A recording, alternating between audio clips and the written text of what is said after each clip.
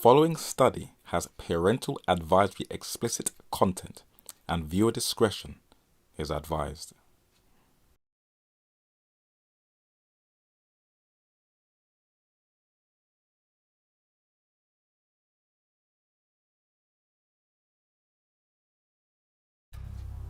Every single day when we step outside of the front door of our house, we experience something that sometimes we are even unaware of. It is the laws of attraction. It varies and sometimes the direction varies, but there is a sexual flow and counterflow between men and women that goes on all the time, every day, on the streets, on the train, in the marketplace, and in the office. It can be small, by a mere glance, a touch, a flirtation, to eventual courtship, and even to the most intimate relations. They vary. But eventually, one will want to put these full feelings into action. And the Bible says that marriage is honorable, which is the best and most suitable place for these sexual feelings to be shared. And recent studies have confirmed this, where researchers have long known that married people tend to live longer and be healthier than their single peers. Though male and female both have their roles, when a man can make a woman smile, you must know he is doing something right. As a man is meant to be the head and the priest of the home, if he takes his role seriously, it will keep the whole household stable. The 16th century English reformer William Tyndale said, "In many things God hath made men stronger than women, not to rage upon them and to be tyrants unto them, but to help them to bear their weakness." But that sacred bond between man and woman that will eventually lead to marriage is being attacked on all fronts. And even though all cultures around the world still uphold the family institution, something is cleverly trying to distort our concept of sexuality.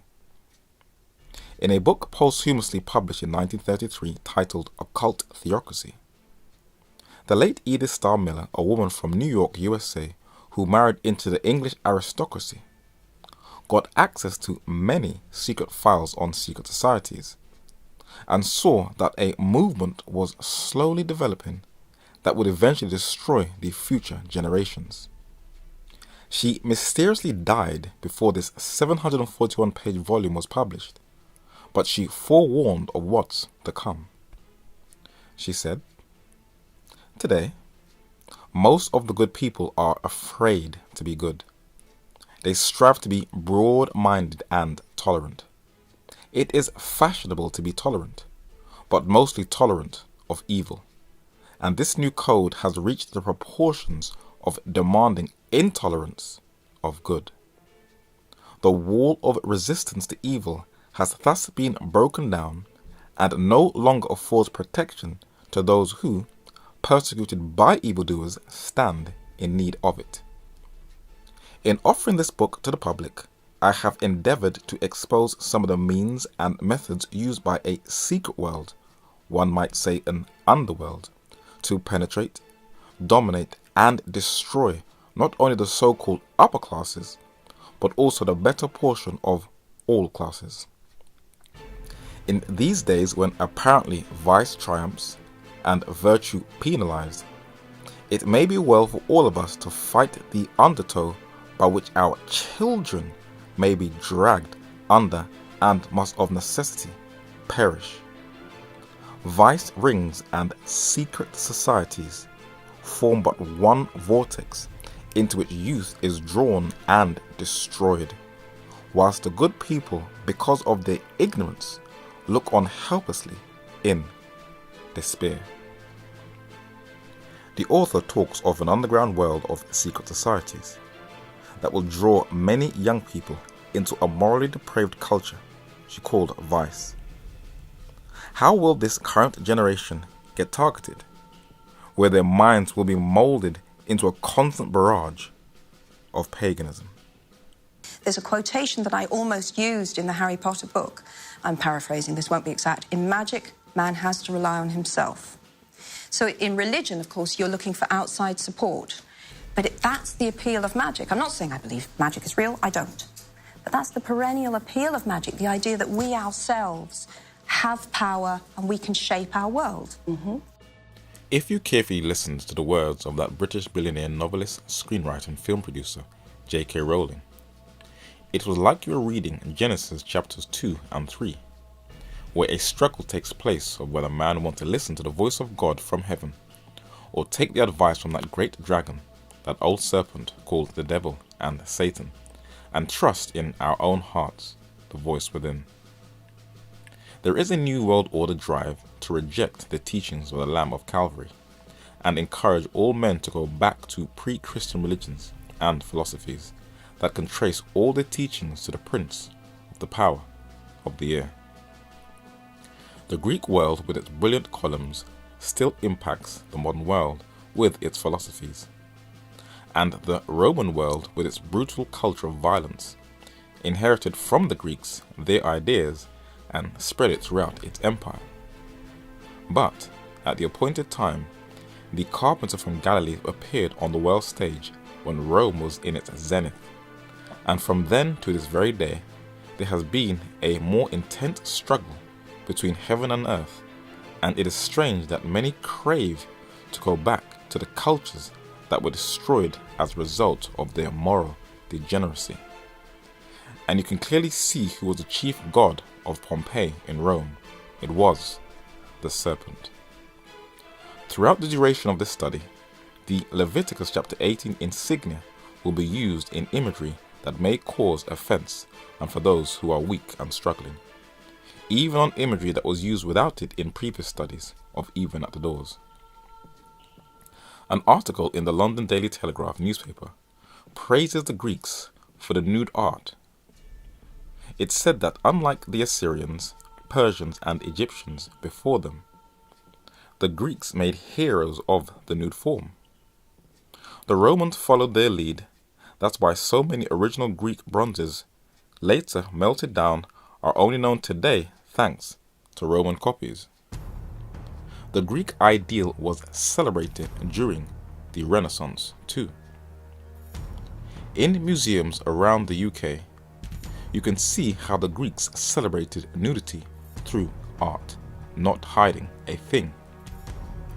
Venus, the god of sensual pleasure, where we get the word venereal disease from, was a continuation of other fertility gods from surrounding cultures. And Rome adopted this nude art into their culture. Sometimes soldiers were depicted naked.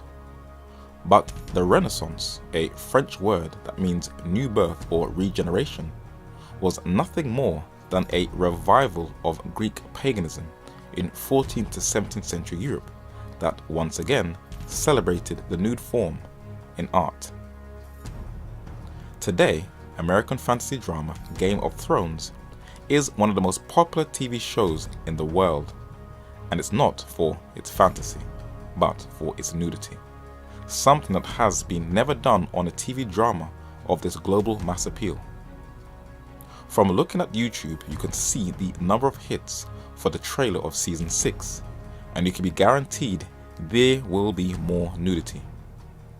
When one of the actors gave away the plot about the new series, Ian McShane said the HBO show is only about breasts and dragons.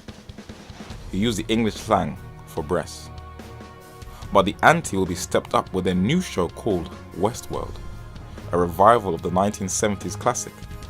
And this sci-fi, according to Esquire magazine, will have even more nudity than Game of Thrones.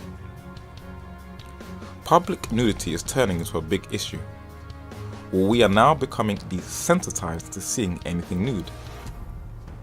China has praised Facebook for its censorship on nudity. Facebook has clamped down on nude images on its social network. But why? Is it because they have a moral responsibility? According to the Financial Times, Pinterest supports nudity. But why does not Facebook? Facebook, meanwhile, made a commitment on Wednesday to review and improve its online moderation procedure, and the article explains why.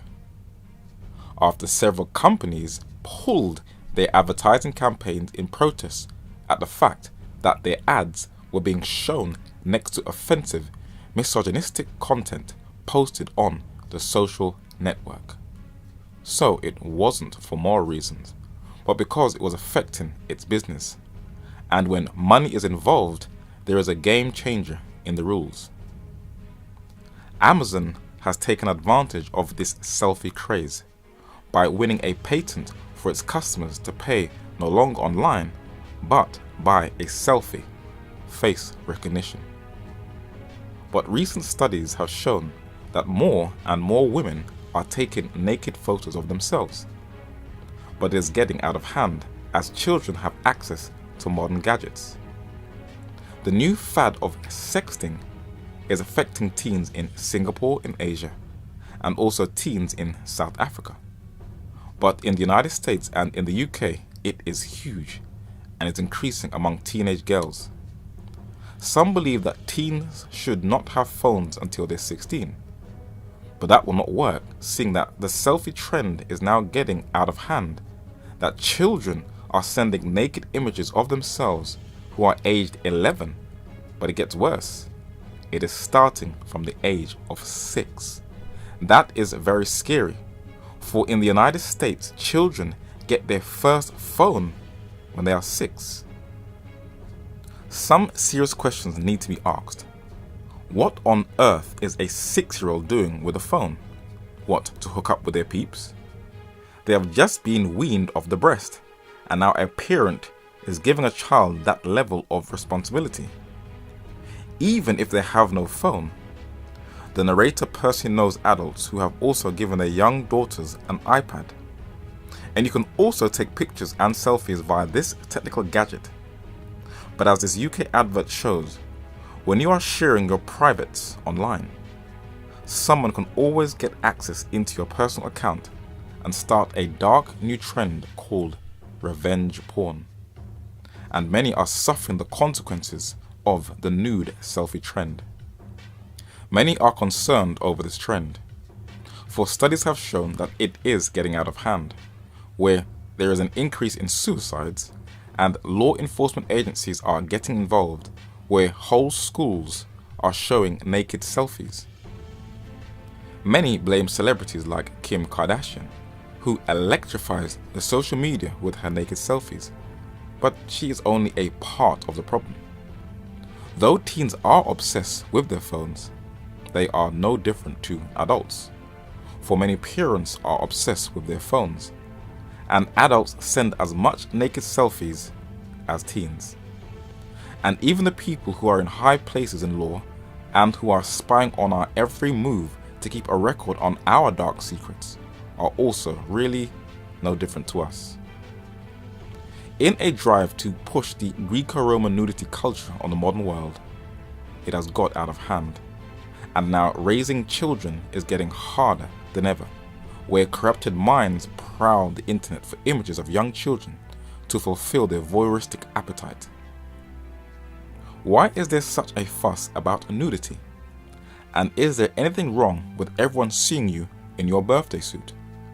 Don't tribes in the Amazon jungle and in parts of Africa see each other nude every day? Well, they are born into it, so that's all they know. But let us get a background to this contentious era, and we have to start at the beginning. In Genesis chapter 2 and verse 24, it reads, "Therefore shall a man, male, leave his father and mother, and shall cleave," which means joined together, "unto his wife, female, and they shall be one flesh." So the first institution that God gave to mankind in the beginning of time was the beautiful sacred marriage institution. But what does it mean, they shall be one flesh? What is a question? Know you not, or do you not know, that he which is joined to an harlot, which is a female or male prostitute, is one body? For two, saith he, shall be one flesh. That one flesh means the sexual relations between a man and a woman. For it was God who designed every fiber, cell, hair follicle, stimuli, and electric impulse in our bodies so that a man and a woman can enjoy each other's love in a guilt-free environment in a marriage, not having to worry about a sexually transmitted disease from somebody else or an unwanted child. In a book titled Christian Sex and Family Planning, it documents how central this is within a marriage. Sex is more than an act. It is a state of being. The sex hormones flow through the entire body and have their effect on tissues, on emotions, on the philosophical outlook on life. A man is a man, not because he looks like one, but because of his basic physical and psychological development from the moment of his conception. When a man is all man and woman is truly feminine, they will attract each other. This attraction is built into their humanity. In its proper usage, then, sex is more than a biological urge to be gratified. An attitude that focuses attention only on the inner drive reduces the partner to a mere tool. No, sex is greater than the sum of its parts. In lifting a person out of self, it partakes of the spiritual. The sexual experience is a spiritual experience, and as such is to be considered sacred, set apart. But the following text is where we get the nude issue from, and it has to be explained very intelligently. So we have to have a thorough understanding of this passage. Genesis chapter 2 and verse 25 says, "And they," both Adam and Eve, "were both naked, the man and his wife, and were not ashamed." What does that mean? Lucas Cranach the Elder was a German Renaissance painter and a close friend of German reformer Martin Luther. When he painted a picture of Adam and Eve, he covered both of their genitals with leaves, but he still showed Eve's breasts. What is the significance of the covering with leaves? And when were they naked and not ashamed? What does that mean? For if it is not explained clearly, then New Agers, naturalists, and naturists, though they do not believe in the Bible, when it is convenient, they will quote from it to justify going nude, for they say that is how God originally made us in the beginning. When Adam and Eve disobeyed God, they knew. For it reads in Genesis chapter 3, verses 7 and 8, "And the eyes of them both were opened, and they knew that they were naked, and they sewed fig leaves together, and made themselves aprons. And they heard the voice of the Lord God walking in the garden in the cool of the day. And Adam and his wife hid themselves from the presence of the Lord God amongst the trees of the garden." There is a word highlighted by even at the doors. It is hid. Why did the first humans hid from God? This is why. "But your iniquities have separated between you and your God, and your sins have hid his face from you, that he will not hear." Isaiah chapter 59 and verse 2. So iniquity and sin separates us from God. And just as J.K. Rowling told Oprah, men continue to look within instead of outside for knowledge, and continues the cycle that started at Eden. But why do they cover themselves with leaves? This is where you will need your spiritual thinking caps on, for the following text will help us to understand why they were ashamed. In Isaiah chapter 64 and verse 6, it reads, "But we are all as an unclean thing, and all our righteousness, that is anything we do without divine help, are as or compared to filthy rags. And we all do fade as a leaf. So the leaf will eventually fade, and our iniquities, like the wind, have taken us away. And as God covers himself with light as a garment, according to Psalm 104 verse 1 and 2. When Adam and Eve rejected that light or covering as a garment, they recognized their spiritual and physical nakedness. And that is why nudity is an issue today. Instagram is an effective way of relaying a message and a powerful way of sharing an idea or ideas to the world. And even at the doors will encourage people to use it effectively. As of 2015, it was ranked in the top 10 downloaded apps at number 8. But as it is owned by Facebook and is a part of the surveillance apparatus, it is also using algorithms to rearrange our images. But Instagram bans nudity. But it says it is banned because the app is under Apple's rules of banning nudity. Apple bans any form of nudity or porn. And because of what Instagram calls a stranglehold, the most famous female celebrities are trying to boycott the ban so women can show themselves naked online, and it is turning into a storm. But why is there a struggle of women bearing it all? For in India, Bollywood stars are pushing for nudity scenes, trying to take the Indian culture back to its pre-colonial days, where their Hindu gods were basically all naked. And even in Islam, there is also a struggle. Though its culture has always had a harem of naked women and belly dancers, the veiled culture versus the nude culture is getting intense. For many women in Islam are trying to break into the fashion industry and show that you can dress modestly and look nice.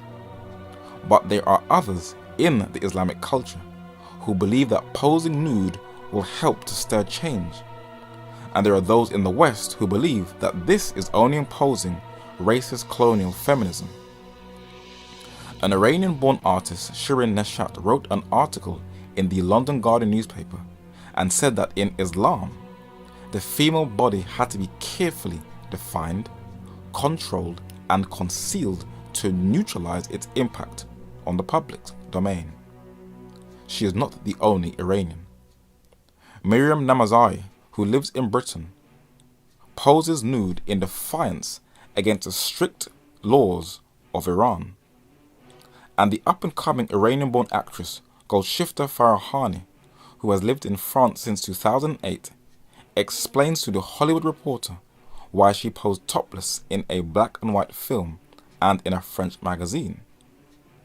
She obviously did not understand the magnitude of her decision, and she is now completely forbidden to return to her native Iran. Some may think that's harsh, but being the first Iranian actor to break into Hollywood, her influence will affect other women. So why is there this global struggle on nudity? And who or what are they struggling against? It is a passage in the Holy Scriptures that lays out the rules, and the 18th chapter of Leviticus that has governed Western attitudes on nudity and sexual relations is also a chapter that the LGBT community hates, for it condemns their lifestyle and calls it an abomination, if you read the 22nd verse. And their agenda is to eradicate this divine rule out of societies. But we will look at the nudity text specifically pertaining to women. Thou shalt not uncover the nakedness of a woman and her daughter, neither shalt thou take her son's daughter to uncover her nakedness, for they are her near kinswomen. It is wickedness. This text was in defiance against the surrounding pagan cultures, especially Egypt, where Min, the Egyptian fertility god, was always depicted as either holding his genitals or it was depicted as symbolizing fertility. Egyptian manuscripts such as the 12th century BC famous Turin erotic papyrus also shows men depicted as the god Min, and has been labeled as the first porno mag. But as many of the Egyptian female deities were nude, when the children of Israel came out of that culture, God was trying to reform them out of that erotic imagery, where the women dancers were dancing naked to the music of Egypt, sometimes only their genitals were covered. The Egyptians also worshipped the sun god under different forms, such as the bull or cow god Apis. And whenever the children of Israel turned on God, they always went back to these nature fertility deities. In Exodus chapter 32 verses 8 and 25, God said, "They have turned aside quickly out of the way which I commanded them. They have made them a molten calf, and have worshipped it, and have sacrificed thereunto, and said, These be thy gods, O Israel, which have brought thee up out of the land of Egypt." And when Moses saw that the people were naked, for Aaron had made them naked unto their shame among their enemies. So their nudity was an outward rebellion against God unto their shame. But this wasn't the only time they fell to fertility gods. It was a common occurrence. And they forsook the Lord in the times of the judges, and served Baal and Ashtaroth. Baal, sometimes described as Baal, was a Canaanite fertility, and it was believed that when it rained, Baal and Ashtaroth were making love. And to assist fertility, a man and a woman would have sex with each other, acting out the role of the gods in the belief that it would help the cycle of nature in fertility. But when the children of Israel went into a deep apostasy, it was always under the spell of Ashtaroth, also known as the Queen of Heaven, who, like Venus, was a god of sensuality, who is always depicted as fully naked and holding two serpents, one in each hand, for sexual worship and serpent worship one and the same in the occult world. There are those in the church who think that these are nice moral stories for our children, but they are unaware that history does repeat itself, and the gods of Canaan have invaded our homes and our phones, and the phallic gods of Egypt and the fertility gods of Canaan have resurfaced again under pornography, and we shall look more into this near the end. Any man knows that the most beautiful thing to look at on God's earth is the woman. They come in all different shades, sizes, different texture of hair, and as a man, the narrator has to say, praise God for women. Sometimes women complain that men don't respect them. But many times the way a woman carries herself affects how a man will treat her. In the Bible it says that women should adorn themselves in modest apparel. That doesn't mean dressing like an old granny.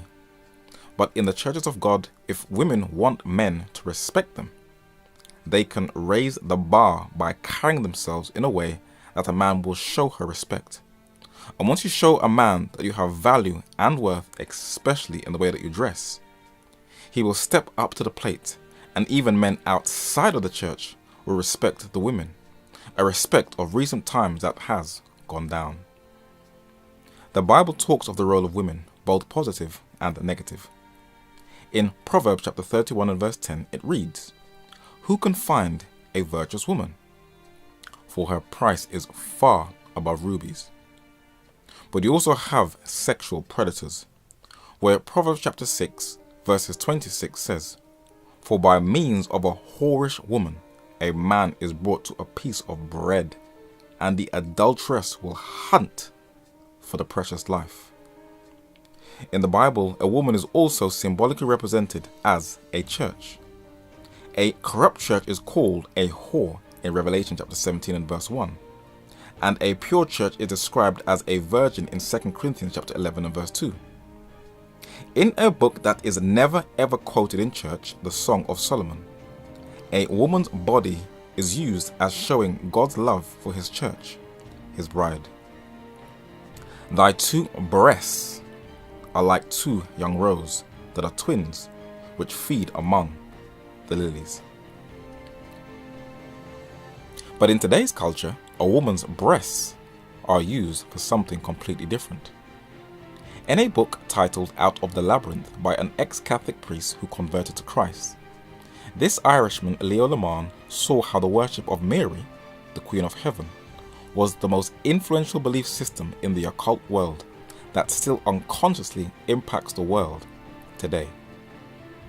He said that the female form of a goddess was used, as it is today, in big business advertising as the greatest attraction to the worshippers of all pre-Christian religions. To get a background to this, we have to go to the home of pagan idolatry, Babylon. Though it is now occupied by US troops, this civilization in Iraq, though overthrown by the Medo-Persians in 538 BC, only God knows how they penetrated through the fortress of those thick walls, still impacts the world today. For when God condemned it, he said it was a land of graven images, and they are mad upon their idols. But the Lord also said that Babylon has been a golden cup in the Lord's hand that made all the entire earth drunken. The nations have drunken of her wine, therefore the nations are mad. In the British Museum, Ishtar, the Babylonian fertility goddess, is depicted as completely naked, and these nude images were all over the culture of Babylon. And the naked poses these Babylonian goddesses were carved in still continues in modern art and photography.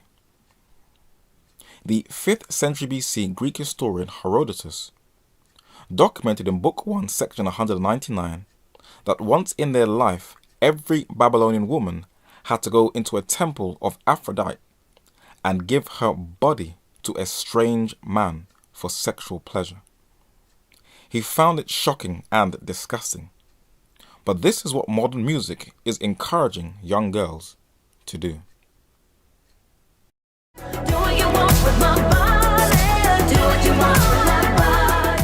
American singer Lady Gaga tells men to do what they want with her body, with no strings attached. And this will be listened to by young girls. And this is also an advertisement for the British mobile telecommunications provider O2. And whether it be Nicole Scherzinger advertising shampoo, or even if it is a car being advertised by Brazilian model Adriana Lima to make men drool, women are still being used for the same thing by a male-dominated industry. In ancient Minoan Crete, the snake goddess was always depicted as bare-breasted, and in the British Museum, the Canaanite fertility goddess Ashtaroth is sometimes depicted as holding her 2 breasts. Many may see these as long-gone relics of the past, but in modern music, females like Madonna holds her breasts like Ashtaroth. Keisha Cole holds her breasts like Ashtaroth. Jennifer Lopez holds her breasts like Ashtaroth. Kelly Rowland holds her breasts like Ashtaroth. And Christina Aguilera does the exact same thing. These influences should give us a picture why young girls are taking naked selfies. But there are even old school heads in the music industry who are saying these musicians are going too far. In the Daily Telegraph, Sinead O'Connor wrote to Miley Cyrus about the sexualization of the teenage star's image, and Annie Lennox, on the other hand, has compared the most salacious modern pop stars to being pimp and prostitute at the same time, calling their behavior a glorified and monetized form of self-harm. Even the secular world knows something just ain't right. But where did this trend begin? These pictures of Janet Jackson shows the transition over time from fully clothed to the Ashtaroth look. When her career picked up, when she did Rhythm Nation, she was fully clad from head to foot. It was a time of innocence. But over time, the industry sexualized her, where as she became more aggressive, a whole transition came, and it is quite clear that she was deliberately marketed that way. But that was in the 1990s. In the 21st century, nearly every major female musician is either scantily clad or just totally naked in their videos, and they just all pretty much look the same. But who is the mastermind behind these women? It is a famous fashion photographer by the name of Terry Richardson, the man behind all the stars who sexualizes all of their makeovers. How influential is he? For there are endless complaints of him as a sexual predator in the industry. ABC News did a write-up on him and said that Richardson is funded by several powerful female stars. Beyoncé, Lady Gaga, Miley Cyrus and Rihanna are four of the biggest names in music, and all have recently collaborated with the photographer on music videos, photo shoots, concerts, or a combination of the above. It's not a coincidence that the very video in which Cyrus, who calls herself one of the biggest feminists, pouts atop that wrecking ball is directed by no other than Terry Richardson. British fashion expert Karen Franklin, who thinks Terry Richardson is a pervert, wrote an article on his influence on the fashion industry in London's Daily Mail, and says that modern fashion is becoming a branch of the porn industry. At the center of this pornification of the fashion world is the American photographer Terry Richardson, the man behind Miley Cyrus's X-rated makeover and advertising campaigns for high street brands such as H&M, American Apparel and Mango. But while his pop credentials are well trained, what is given much less oxygen is his relationship with the high fashion houses, the likes of Mia Mia and Sisley. The preface of one of his books declares, Richardson took the 70s porn aesthetic and made it fashion chic. Even though a lot of popular fashion has always swung to the left, popular female musicians and popular fashion seems that it is inspired by the same source, and it looks like it's going down a very similar dark, turbulent path. For when you see musicians like Britney Spears, who has openly confessed she hates being sexualized, but it is strange who she calls to direct her videos, the man on the top left, whose name is Gregory Dark. What is significant about this music video director? It has been shown that this man who was chosen was a former porn director. And even if you want to deny his past, his art still comes out in modern music, where many who are carefully observing the path it is going down is observing that it is becoming more and more pornified, where musicians are now naked on their album covers, and they are openly telling young people like the Pretty Reckless that they are going to hell. And to drive the idea home, the lead singer has a music video called Heaven Knows, where she is trying to re-educate and mislead the next generation into godless anarchy, not giving them an opportunity to grow up innocently. And with an album called Going to Hell, the Bible is under attack.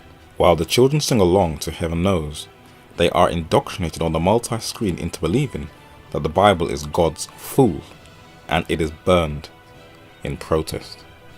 She then strips naked, and only a cross is covering her breasts and vagina. There is a definite struggle in which is the right way to teach sex, and it is heating up more intensely. But what does the Bible say? In 1 Corinthians chapter 6 and verse 11, it says we must flee or run away from fornication. Every sin that a man doeth is without the body, but he that committeth fornication sinneth against his own body. What is fornication for those whose English is not their first language? According to Virtue's English Dictionary, fornicate is from a Latin word fornicatus, from fornix, a brothel or brothels in ancient Rome. To have unlawful sexual intercourse. Fornication is the incontinence and lewdness of unmarried persons, male or female. According to the Concise Oxford Dictionary, it is voluntary sexual intercourse between unmarried persons, or especially biblical, other than between husband and wife. But the Latin word fornication is a translation of the Greek word in the Bible, porneia, where we get the root word porn, where we get the word pornography. But what is pornography? According to the Concise Oxford Dictionary, pornography is explicit description or exhibition of sexual activity in literature, films, etc. intended to stimulate erotic rather than aesthetic feelings.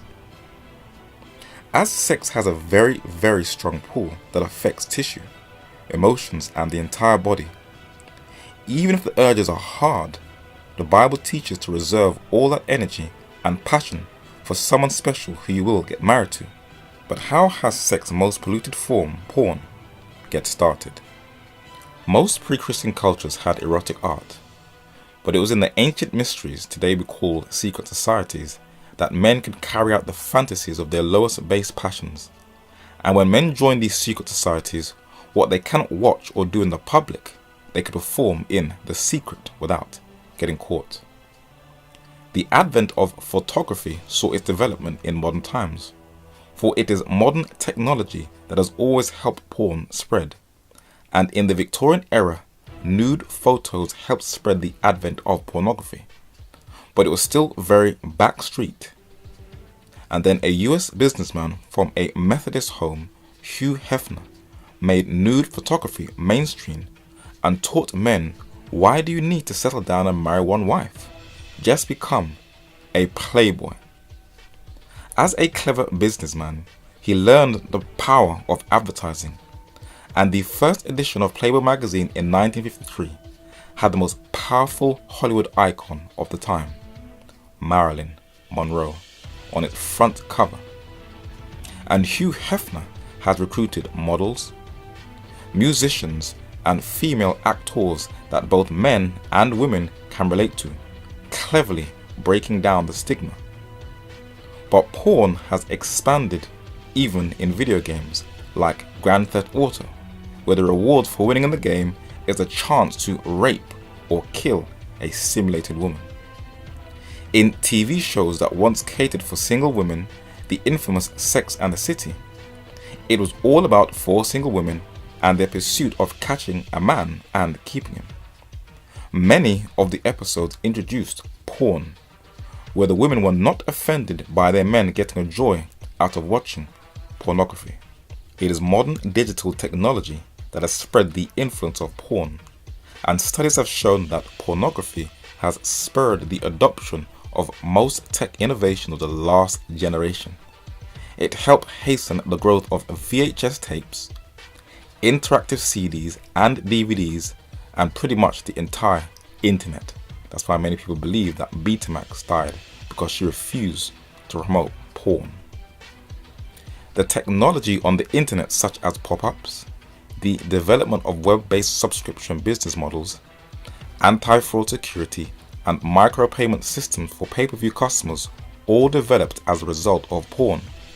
And now there is cyber porn, where new headsets from Samsung will make this industry more accessible and expand the porn industry more into the virtual reality world. And Fortune magazine did a study how it will expand, where Google, Microsoft, Facebook own Oculus, HTC and Valve will send virtual reality headsets as a result of porn.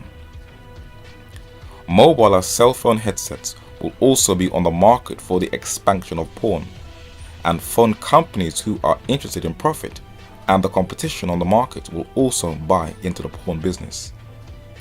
This is causing problems as children's phones are also being invaded without consent. Social network sites such as Pinterest has been an open door for porn. Twitter has been an open door for porn with its app called New Vine. Amazon makes money from porn, and children are also getting exposed. But the newest craze is Snapchat. This app is taking the young generation by storm, and it is getting so out of hand that even the FBI, the Federal Bureau of Investigation, is concerned.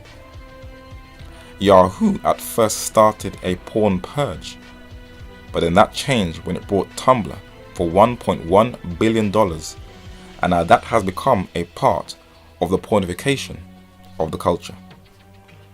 Facebook claims it is against porn, but is also getting its cut from the industry. And search engines like Mozilla Firefox profit from porn, and Google claims that it is clamping down, but it's also getting its cut. An Argentinian model is suing Google after she saw her images on porn sites. And everywhere she goes, she has to constantly explain to people that she is not a porn actress. That is why it is very careful what images or photos women put on their social network sites. As it is an information gathering apparatus, Google has uncovered that Pakistan is the world's #1 searcher for gay porn, where it has been nicknamed Pornistan. Hotel companies like Radisson earn profit from it. Hilton Hotel is another hotel chain that profits from porn, as well as banks.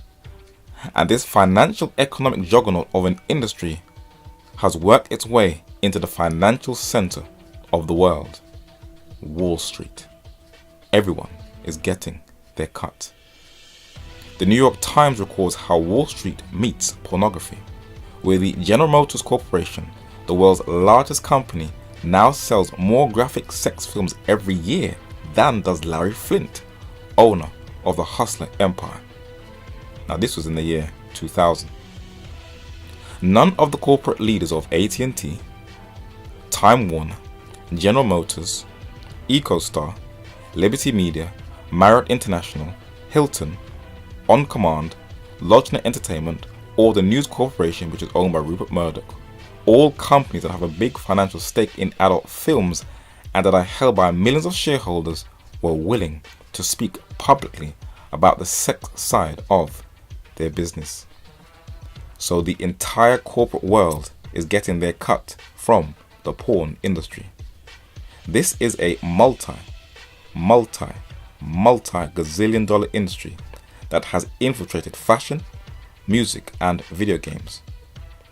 But what effect is it having on the mind? Brain scans from scientists have confirmed that porn has a very negative effect on the brain, where it rewires the brain. Studies have shown that watching pornography triggers the same dopamine releases in the brain caused by those who are addicted to drugs. And business magazines say how it rots the mind. But what many may find surprising is that women who once saw it as disgusting and degrading are now into pornography. What have been the effects? Regular users suffer depression and low self-esteem, and women are having surgeries for that perfect body part as a result of porn. Women of the Philippines, Brazil, and India are the highest consumers of porn. In India, the government tried to ban it, but the opposition was just too strong, even though 75% of male pre-university students in rural parts of India are porn addicts. In the UK, the National Union of Students says that porn is a standard of a young person's life. But like India, it is becoming an addiction for young boys in the UK, for young boys in the United States, and for young children in South Africa, where porn sites get more visitors each month than Netflix, Amazon, and Twitter combined. And the leading countries are Iraq, Egypt, then followed by Serbia. Can you imagine an act that existed in the secret societies has now become a global pandemic? No race, no age, no culture or geography is spared, and many are concerned. The UK government want Yahoo and Google to clamp down on online porn. Cambodia has banned videos from mobile cell phones. According to this article, in China, they jailed them. But in Iran, they killed them. Whenever something gets out of control in society, instead of individuals accepting their own responsibility, someone is always looking for a scapegoat. And in the West, who do you think they are blaming for the sexual pandemic? According to the London Guardian, it is Christianity to blame. For it said that for 2,000 years they repressed it. And as usual, they run back to the Greco-Roman world for salvation. The reality of Christian disdain for the flesh is very visible in the history of art. Nude statues were the highest form of artistic expression in ancient Greece and Rome. With the rise of Christianity, the nude was suppressed, cast out of, listen to it, Eden. Though the narrator disagrees with most of the article, the church has miserably failed and is still failing to tell their congregations about sex. It was the Neoplatonist early church father Augustine who foolishly said that when Adam and Eve sinned, it was as a result of sex. And from that time even till this very day, the West, which has the greatest influence over the entire planet, has been unable to even talk about the subject. Even the church is still totally ignoring the Song of Solomon. How can you be embarrassed to read the Bible? That is weird. Quoting from this 1974 book again, Christian Sex and Family Planning, the author said that for so long, the subject of sex was taboo. Christian moralists did not venture onto this ground, at least not in public. Parents left such instruction to pastors, and pastors left it to parents. Thus, many young people were left in ignorance or received their education via less than honorable means, and so developed either a repugnance for sexual matters or a perverted view of them. The sex revolution, when it came, was to some degree a reaction to this reticence on the part of those who had the right and the obligation to present sex in a wholesome manner, but who defaulted in their responsibility. Now, proponents of lax morals have all but preempted the field. You see, the institution of marriage is to teach both men and women to be selfless. The object of marriage between a man and a woman is to be an example to the world to counteract the root of all the problems in the world, which is selfishness.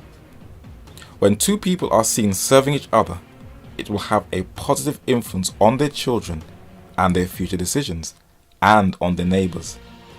But if the church does not teach these things, then that vacuum will be filled, and the Western world was to see the meteoric rise of a man who has had one of the greatest impacts and influence on sex education, US sexologist Alfred Kinsey, a man who is seen as distorting the purity of sex.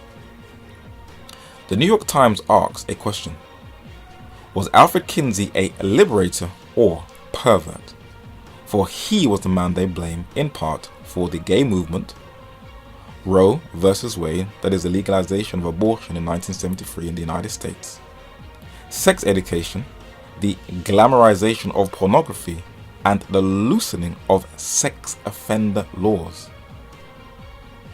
This is a photo with Alfred Kinsey on the left, and on the wall on the right is a photo of the man who inspired his lapsed sexual attitudes to sex. A man born into a wealthy Plymouth Brethren family, the Cambridge-educated English occultist and ceremonial magician and Satanist Aleister Crowley, whose anarchistic mantra, "Do what thou wilt," laid the foundation for the ideological landscape of the 1960s and 70s hippie era, and for postmodern culture. His sex cult, the OTO, still draws some of the most famous celebrities who remain nameless. And this is where Alfred Kinsey drew his ideas of sex from: a sex and drug addict, Aleister Crowley. It was Crowley who influenced the most famous group of the hippie era, the English group, the Beatles, who claimed that they were more important than Jesus. On their most famous album, Sgt. Pepper's Lonely Hearts, it has a wallpaper of all of their inspirations, and at the top, second from left, is Aleister Crowley, who inspired their views on sex. For when they split, the late John Lennon, who taught a generation to imagine there is no heaven, released an album with his wife, Yoko Ono, titled Unfinished Music No. 1, Two Virgins, in 1968, where they are totally naked on the front and on the back, in line with Crowley's sexual ideology. The record company EMI refused to distribute it, but Crowley wasn't the only influence of that era. There was the Russian occultist, mystic, and spirit medium, Madame Helena Petrovna Blavatsky, whose occult teachings were incorporated into the organization she co-founded in 1875, the Theosophical Society. And these teachings were embraced by a student of her philosophy, the late English esoteric author Alice Ann Bailey, who described herself as an occult student who founded an organization called Lucifer's Trust, but then changed it to Lucis Trust for the backlash it brought. Her occult ideas also helped to de-Christianize the mindset of that era. But the man who has had the greatest ideological influence, but is the least known, is a French paleontologist, Darwinist, and Roman Catholic Jesuit priest, Pierre Teilhard de Chardin, the ideological godfather of liberation theology, who unashamedly said, "I have come not to destroy, but to fulfill evolution." In a book published in 1980 titled The Aquarian Conspiracy by the late Marilyn Ferguson, nicknamed the New Age Manifesto, she documents how influential Teilhard de Chardin's teachings are on people in either secular, occult, or New Age circles.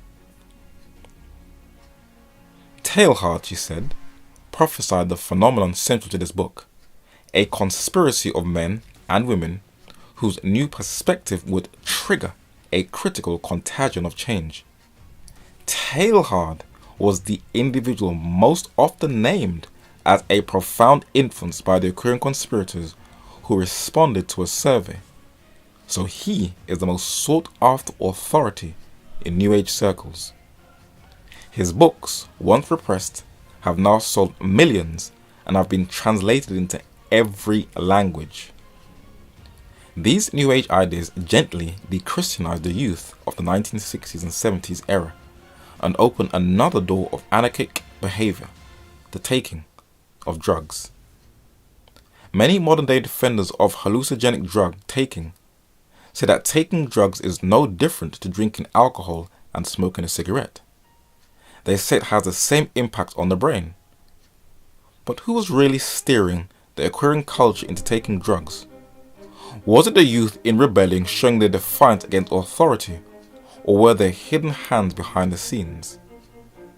According to the book The Aquarian Conspiracy, the introduction of major psychedelics like LSD in the 1960s was largely attributable to the Central Intelligence Agency's investigation into the substances for possible military use.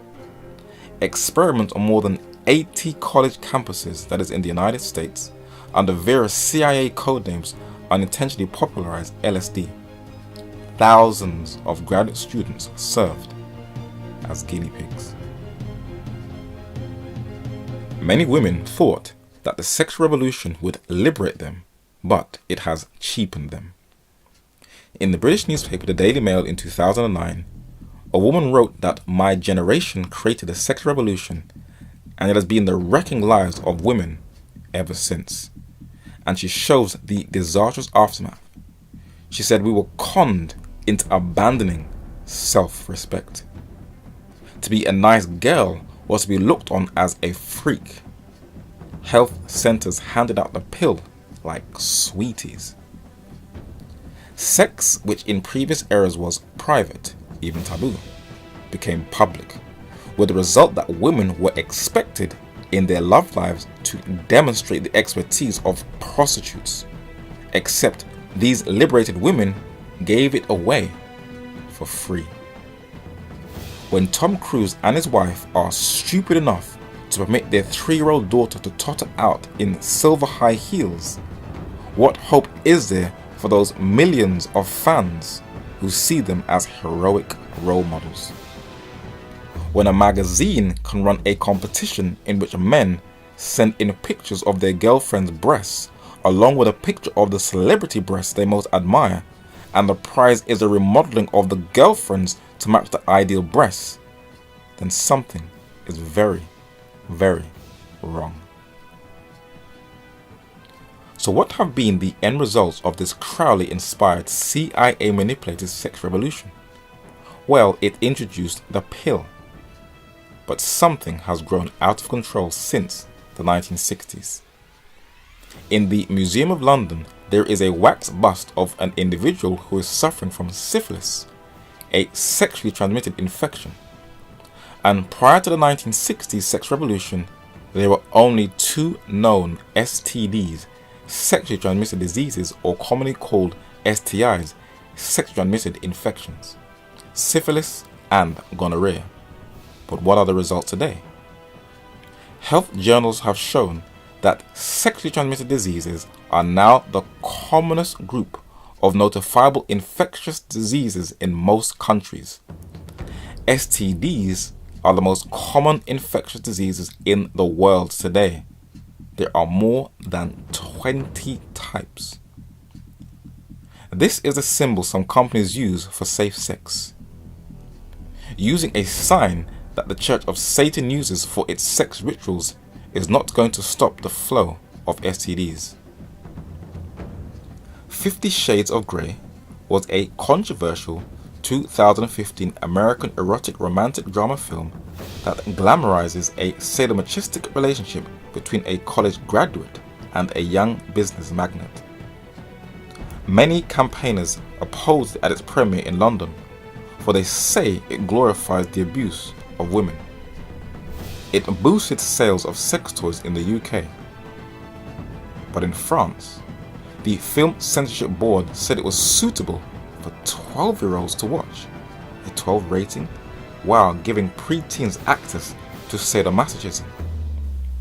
But this is what most people were not told. Before the film was released, when the novel was published in 2011, the London Daily Telegraph documented that the book was to blame for the rise of STIs, sexually transmitted infections, among over 45s. There is always a catch. What about these new popular dating apps like Tinder? Like 50 Shades of Grey, sex apps have been blamed for the recent meteoric rise in STDs, especially in Western countries. In the United States, chlamydia, gonorrhea and syphilis have increased significantly, and they have also increased in the UK. This has been the results of the sex revolution. According to statistics, Sub-Saharan Africa has the highest HIV and AIDS rate in the entire world. India has the 3rd highest number of HIV infected people, and other countries in Asia like the Philippines has an increase in HIV. Thailand has an increase in HIV. Japan has an increase in HIV. And countries like China are saying that gay sex is to blame for the spread of HIV, as well as the African American community in North America. Many Christians believe that the church is oblivious to these things, but the Bible does say we must learn from the past and not repeat the mistakes of our spiritual forefathers. Romans chapter 15 and verse 4 says, "For whatsoever things were written aforetime were written for our learning, that we through patience and comfort of the scriptures might have hope."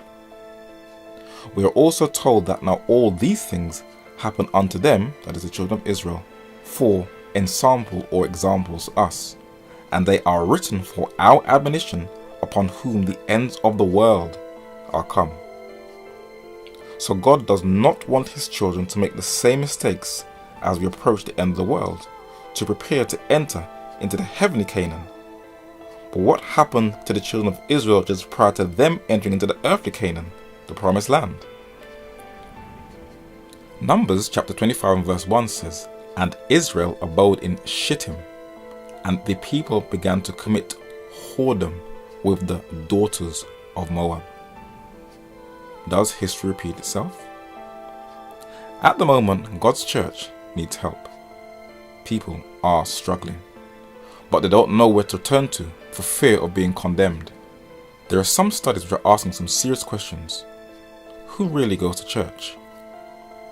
The London Daily Telegraph newspaper said in January 2015 that women now fill the pews.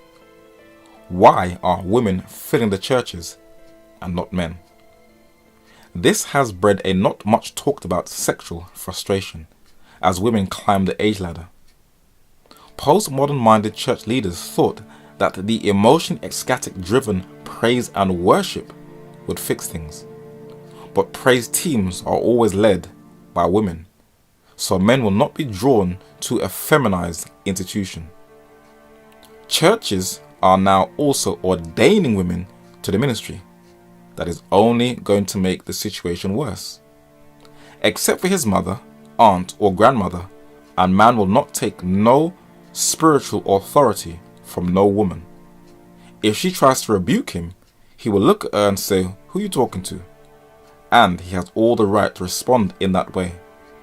The Bible is unequivocally clear, and this is divine instruction, not postmodernistic opinion, where in 1 Timothy chapter 3 and verse 1 it says, "This is a true saying, if a man, masculine, desire the office of a bishop, he desireth a good work."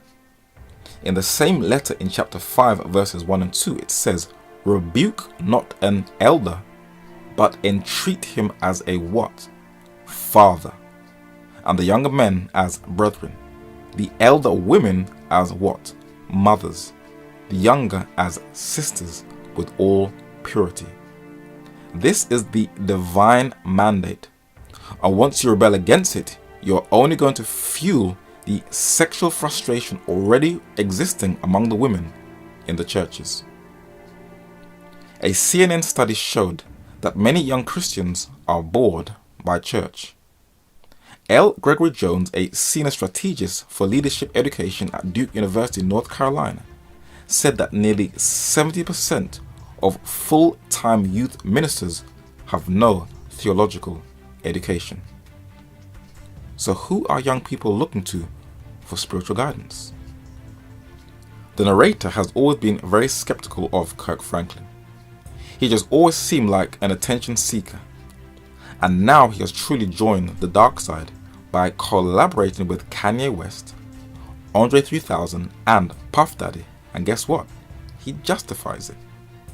Well, I've only done one song. Okay. Yeah, so, the rest of his album is him. He invited me to be part of this one song that is very clear of what I represent. No profanity. He says no profanity, but Rolling Stone says Kanye West is mixing profanity with the sacred. I mean, would any of you work with a man who promotes nihilistic lyrics like this? I got a dirty mind, I got filthy ways. I'm trying to bathe my aid in your Milky Way. I'm a legend, I'm irreverent, I be reverent, I be so far. We don't give a. Kanye West is an attention seeker like Kirk Franklin, and birds of a feather shall flock together. He has blasphemed on his album cover. But I would like to ask a very serious question. What message is Kirk Franklin telling the world? He is mocking God, and the world would get a distorted view of Christianity, making it a lot harder for sincere Christians to evangelize. But Kirk is not the only one. The narrator has also been very skeptical of Hillsong, who also, like Kirk Franklin, they send mixed messages. The Huffington Post documented that Hillsong's two former praise and worship leaders are and always have been openly homosexuals. What was Hillsong's leader's response? Hillsong's senior pastor, the Reverend Brian Houston in Australia, reaffirming the church's belief that a marriage is between a man and a woman, also said that Hillsong wants gay couples to feel welcome. No repentance. That's like saying I'm against terrorism, but I support ISIS. Its tattooed youth pastor, Carl Lentz, boldly says, "We have a lot of gay men and women in our church, and I pray we always will do." These mixed messages that are being taught by the rock star preacher is why the church is in a state. Why do ministries, pastors, and musicians in the churches crave popularity and attention so badly? These men who give the youth distorted views on sexuality also give distorted views on Christ. For he also hangs with Jay-Z, so it is quite clear whose side he's on. But while these men fulfill the Laodicean prophecy to the T, people are struggling in the church where more compromises are being made. The Catholic Church secretly invests in the porn industry, and the Church of England also invests in pornography. But one of the church's best kept secrets is its battle with internet porn. And because of the stigma attached to it both in the religious world and the secular world, no one is saying a word. For there is a huge addiction that is sweeping the church, and many of the strongest soldiers are being taken down. And like the secular world, even Christian women are being addicted to pornography, where more than half of Christian men are also addicted to porn. There are pastors who are addicted to porn, but there are a few Christians who are making those bold steps to confront the issue, not in a brutal, condemning way like many in the church do, but in a more Christ-like manner. And because the youth leaders are not theologically trained, from a little research, the narrator has discovered that Christian youth are also sexting. Even at the doors knows there is a pandemic in the church, and in a series titled Restoration, it wants to cover this subject on sexuality titled The Laws of Attraction. The narrator knows how powerful the law of sex is and what it does to the whole or entire body. The Bible tells us its magnetic pull. In Genesis chapter 34 verses 1 to 3 it says, "And Dinah or Dinah the daughter of Leah, which she bare unto Jacob, went out to see the daughters of the land. And when Shechem the son of Hamor the Hivite, prince of the country, saw her, he took her and lay with her, or had sexual intercourse with her, and defiled her." And what was the effect of that sexual encounter? Listen to the language very carefully, and the words highlighted. "And his soul clave unto Dinah, the daughter of Jacob, and he loved the damsel, and spake kindly unto her." Through an exchange of DNA, chemicals, and heated passion, using the same wording as Genesis chapter 2 verse 24, cleave, sex had bound them together via invisible forces that we cannot explain. And many have titled this soul ties. But the narrator fully understands that there are many broken people, lonely people, many struggling with pornography, masturbation, or the guilt of having an affair. And as this study is titled Restoration and not Condemnation, there is a God in heaven who can remove all guilt, pain, strongholds, and rebuild that broken soul. Let me introduce you to the true God of heaven, and let us see his plan for each one of us. The 8th century BC prophet Micaiah, whose name means who is like God, says, "Who is a God like unto thee, that pardoneth iniquity, and passeth by the transgression of the remnant of his heritage? He retaineth not his anger forever." Why? Because he delighteth in mercy. In other words, it is an absolute joy to God to forgive us and to restore us. But it goes even deeper. He will turn again. He will have compassion upon us. He will subdue our iniquities, and thou wilt cast all their sins into the depths of the sea. This is how God deals with us individually. But I would still like to give warning, for there are some very skilled scuba divers in the church who go down into the depths of the sea and like to remind you of your sins that God has forgiven you. But don't worry about them. God is going to deal with them. There is nothing God cannot heal you from. And as the Irish poet Thomas Moore said in his classic hymn, "Come Ye Disconsolate," earth has no sorrow that heaven cannot heal.